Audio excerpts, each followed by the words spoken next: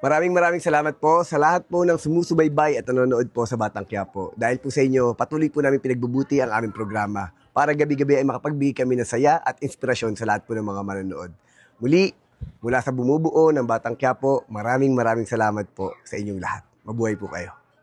Kung gusto mo, subugol tayo ngayon. Sigurado ka magsusumbong yun sa tatay niya. Ako lang mag-isang aalis. Sa akin sila may atraso. Kinakailangan sa akin sila magbayad. Tatapusin ko na ngayon to sa araw na to. Buhay ang kapalit ng ginawa mong panlilinlang, David. Panahon na ng paniningil. Sino kumuha niya sa'yo? Si Tanggol. Magbabayarin ko siya! Sikalat kayo! Siguraduhin nyo hindi makakatakas! Si David at si Rigor! Hayop ka! Bakit nagpanggap ka bilang tanggol? Hayop ka! Alam mo ba kung anong pinaggagawa ng anak mo? Nagpanggap siya bilang tanggol sa mga Montenegro! Pinasasabi mo! Buhay si Ramon. At saan kami tinanay? Mapapaliwanag ako. Totoo bang buhay si Ramon Montenegro? Sige! Papatayin kita! Hayop ka, David. Papatayin kita.